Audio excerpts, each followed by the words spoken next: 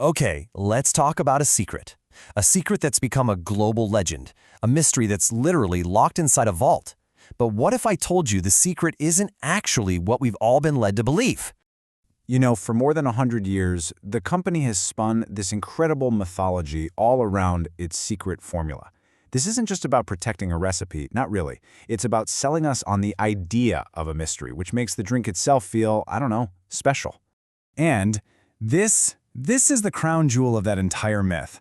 This vault is the physical symbol of the secret. I mean, it's a brilliant piece of marketing that you, me, anyone can actually go visit and just stare at. They literally turned a trade secret into a tourist destination. How smart is that? But the journey to get to this big, flashy vault, well, that reveals a strategy that's over a century old. See, the founder, Asa Candler, he made this really crucial choice way back when. He decided to avoid a patent, because that would mean telling everyone the recipe. Instead, he made it a trade secret, which, in theory, could last forever. The formula was only written down for the first time because they needed it as collateral to get a bank loan. It spent decades locked away in dusty bank vaults before it became the big show it is today. Okay, so fast forward to today. In the modern era, you'd think the biggest threat to this secret would be some rival corporation, right? But nope, the game has totally changed, and the players trying to crack the code, they've changed too. So, the old-school idea of corporate espionage, with the trench coats and the high-stakes drama, that's pretty much been outflanked by this whole new generation of investigators. These modern code breakers, they're not armed with secret briefcases. They're armed with things like mass spectrometers, the open internet, and just this relentless curiosity that they can share with millions of people online. So even today, Coca-Cola protects its formula with this really clever system. Ingredients show up at the factories with these cryptic code names, like Merchandise 5. Then, different parts of the recipe are actually mixed in totally separate factories.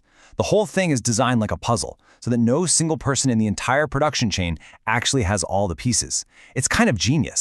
So, what happens when you arm these new code breakers with modern tools and a year of just obsessive work? What did they actually find? Let's take a look inside the can.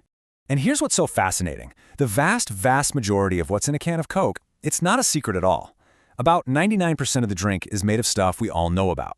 Carbonated water, a ton of sugar, that caramel color, and of course, caffeine.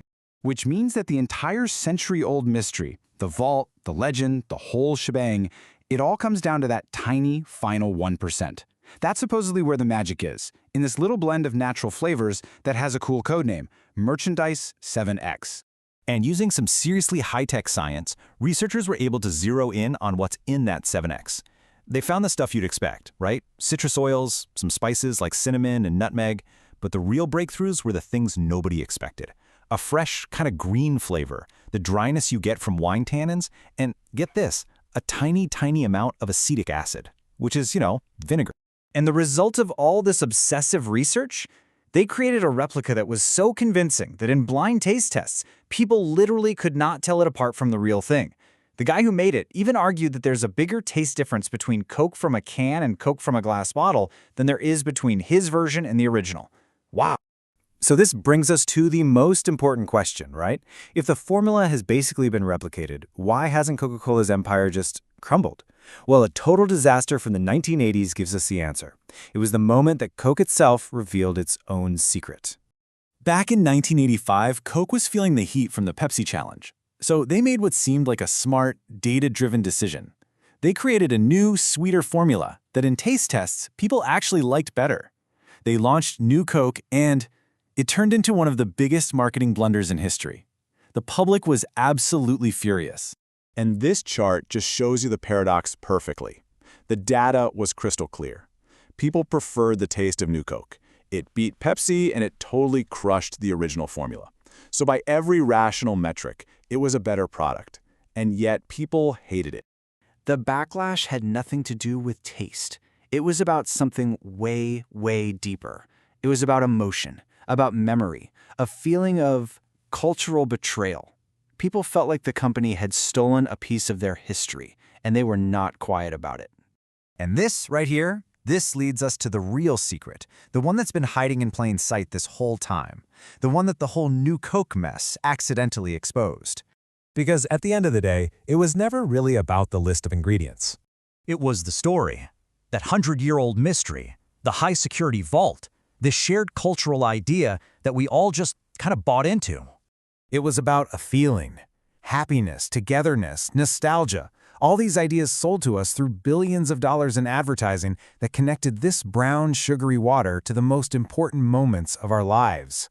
You see, the true formula isn't chemistry, it's psychology. It's the brand, and that brand is so powerful that it can actually override our own taste buds.